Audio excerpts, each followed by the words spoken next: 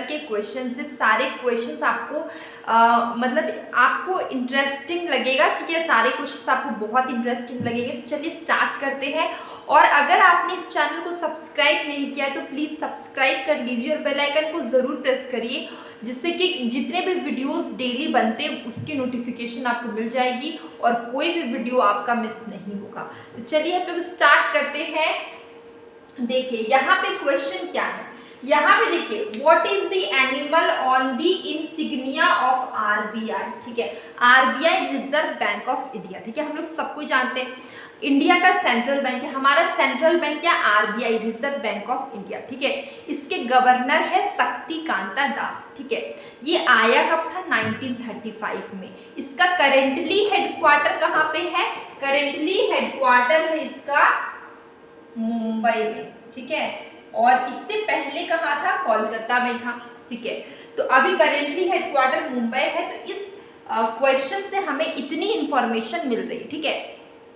आपका central bank और उसके फंक्शंस, ठीक है। Central bank and its function, ठीक है। ये भी इंपॉर्टेंट है, इसको मैंने डिटेल में एक वीडियो में करवाया हुआ है। सेंट्रल बैंक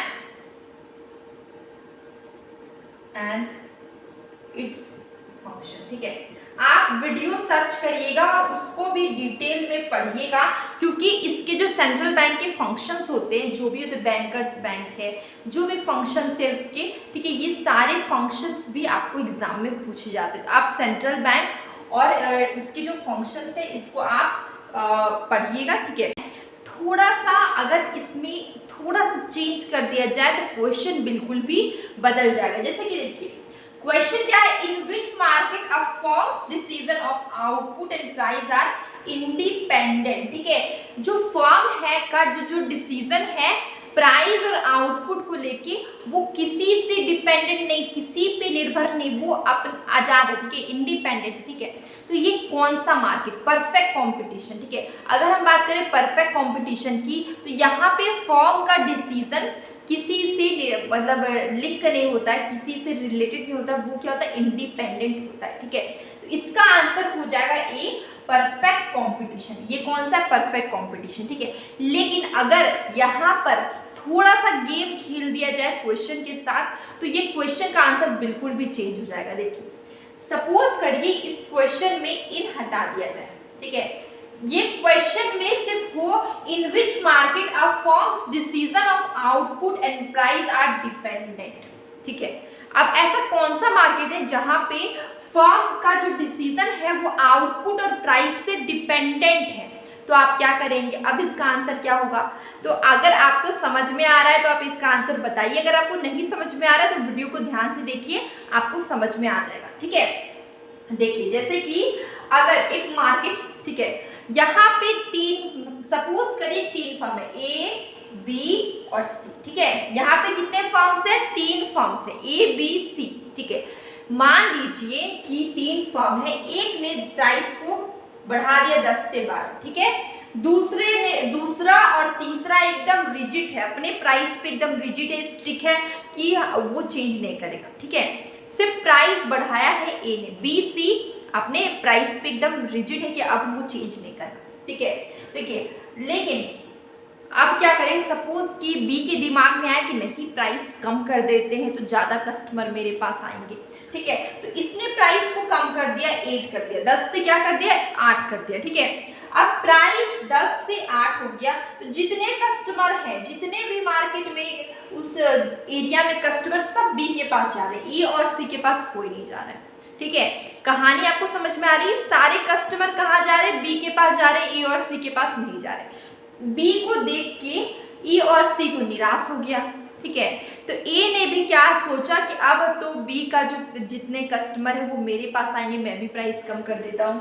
तो बी ने प्राइस को कम कर दिया, और जब ए के पास कस्टमर जाने लगे तो सी ने भी प्राइस को कम कर दिया, तो सी ने भी प्राइस को कम कर दिया, ठीक है, 8 कर दिया। अब क्या हो गया? जो कस्टमर जितने बी के पास जा रहे थे वो डाइवर्ट हो गए, वो ए के पास भी जाने लगे, सी के पास भी जाने लगे, ठीक है। तो देखिए यहाँ पे एक का डिसीजन, बी ने प्राइस को घटाया, ये कैसे अफेक्ट किया ए को भी और सी को भी? किया ना, बी ने प्राइस को घटाया तो यहाँ पे ऑटोमेटिकली ए का प्राइस और सी का प्राइस भी मतलब वो लोग के माइंड में भी आया, वो लोग भी नेचुरली अपना प्राइस को घटा दिए, ठीक है। तो ये देखिए, ये जो डिपेंडेंट फर्म की बात हो रही है उसमें ऐसा होता है कि अगर एक फर्म ने प्राइस को घटाया तो दूसरे तीसरे सभी फर्म को भी प्राइस को घटाना पड़ता है। ये किसकी कहानी है? डिपेंडेंट फर्म की। एक फर्म का जो भी एक्टिविटी है वो दूसरी और तीसरी फर्म को अफेक्ट कर रहा है, ठीक है। ये डिपेंडेंट फर्म की कहानी है। तो ये डिपेंडेंट फर्म कौन सा है? डिपेंडेंट फर्म की बात करें वो ओलिगोपोली। क्या है? ओलिगोपोली में हम लोग ये देखा जाता है। हम लोग ओलिगोपोली पढ़ चुके हैं। अगर आपने नहीं पढ़ा है तो प्लीज सर्च करिए ओलिगोपोली और जरूर पढ़िए।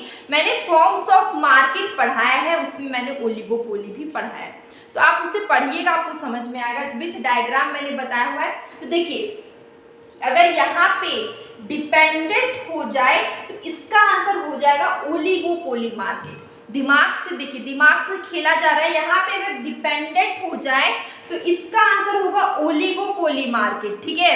लेकिन यहाँ पे क्वेश्चन में क्या था? इंडिपेंडेंट। क्या था? इंडिपेंडेंट। अगर इंडिपेंडेंट हो तो इसका आंसर होगा परफेक्ट कंपटीशन। रीजन समझ में आया? अगर आपको लॉजिक समझ में आएगा तो आप क्वेश्चन का आंसर करना कोई बड़ी चीज नहीं, ठीक है। देखिए, क्यों डिपेंडेंट मतलब कि एक फॉर्म का जो एक्टिविटी है वो दूसरे पे अफेक्ट करे तो वो डिपेंडेंट है। वैसा केस में ओलिगोपोली मार्केट। और अगर एक फर्म क्या कर रहा है नहीं कर रहा है, दूसरे फर्म को कोई मतलब नहीं, तो वो कौन सा मार्केट है? Perfect competition market. आप समझ में आ गया? तो क्वेश्चन में हमारा क्या था? इंडिपेंडेंट था, तो आंसर क्या हो जाएगा आपका? ए। Answer will be. आपको क्वेश्चन क्लियर हो गया? अब लोग नेक्स्ट यहाँ पे आते हैं, ठीक है। अब देखिए, which of the following component of demand for money marks a complete break from the classical theory, ठीक है। तो देखिए, हम लोग ने डिमांड फॉर मनी पढ़ा हुआ है, ठीक है। डिमांड फॉर मनी के 3 पर्पस होते हैं। एक ट्रांजैक्शन मोटिव होता है, प्रिकॉशनरी मोटिव होता है, स्पेक्युलेटिव मोटिव होता है, ठीक है। तो देखिए, 3 मोटिव होते हैं इसके डिमांड फॉर मनी के, ट्रांजैक्शन, प्रिकॉशनरी और स्पेक्युलेटिव मोटिव। अगर हम बात करें ट्रांजैक्शन मोटिव की, ट्रांजैक्शन मोटिव में क्या होता है? डे टू डे के जो खर्च है, डे टू डे के जो एक्सपेंस है, सारे आपके ट्रांजैक्शन मोटिव में आते हैं। इसमें क्या आता है?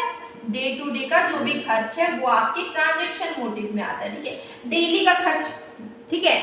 अब हम बात करें प्रिकॉशनरी मोटिव में क्या आता है? प्रिकॉशनरी मोटिव में जैसे कि हम लोग सबके घर में आप लोग के फादर कुछ ना कुछ पैसा बैंक में रखते होंगे, कुछ गोल्ड लेके रखे होंगे, किसी तरीके से मतलब आप अलग अलग जगह पे शेयर खरीद के रखे होंगे, आप अलग अलग तरह से अपना सेविंग करके रखे हैं। इन फ्यूचर में कोई अनसर्टेनिटी हो जाए, किसी की डेथ हो, डिसीज हो, मैरिज हो, कोई एक्सीडेंट हो, इसके लिए हम लोग कुछ पैसे अपने पास अनसर्टेनिटी के लिए बचा के रखते हैं, ठीक है। जब भी हम लोग अनसर्टेनिटी के लिए कुछ भी पैसे बचा के रखें, वो किस में आता है? प्रिकॉशनरी मोटिव में आता है, ठीक है। ये किसके लिए है? अनसर्टेनिटी के लिए, ठीक है। कोई भी भविष्य में कोई भी प्रॉब्लम आ जाए, ठीक है, इसके लिए हम लोग बचा के रखते, ठीक है। ये आपका प्रिकॉशनरी मोटिव। अगर हम बात करें स्पेक्युलेटिव मोटिव, अब ये स्पेक्युलेटिव मोटिव क्या है? जब हम लोग प्रॉफिट और ज्यादा प्रॉफिट कमाने के लिए कहीं पे पैसे लगा देते हैं, ठीक है, तो वो आपका स्पेक्युलेटिव मोटिव आता है, ठीक है। इसमें क्या है ना, बहुत ज्यादा प्रॉफिट कमाने के लिए हम लोग कहीं पे पैसे लगाते हैं, वो क्या होगा? स्पेक्युलेटिव मोटिव हो जाता है, ठीक है। तो ये 3 तरह के मोटिव हैं। अब क्वेश्चन क्या है कि which of the following components of demand for money marks a complete break हो गया क्लासिकल थ्योरी से, ठीक है। तो इसका आंसर क्या होगा? इसका आंसर होगा सी।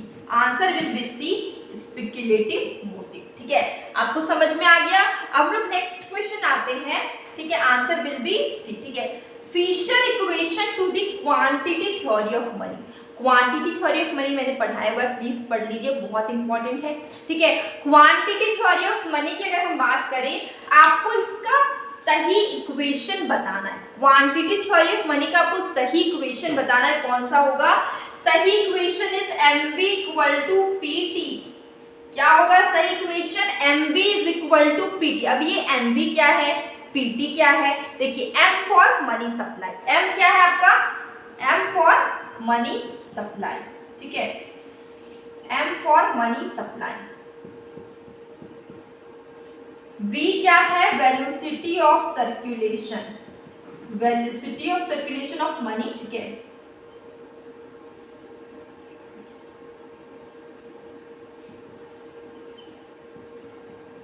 मैं इतना ही लिख रही हूँ, ठीक है, velocity of circulation of money.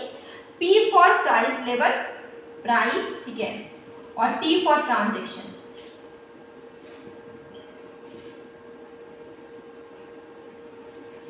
ठीक है।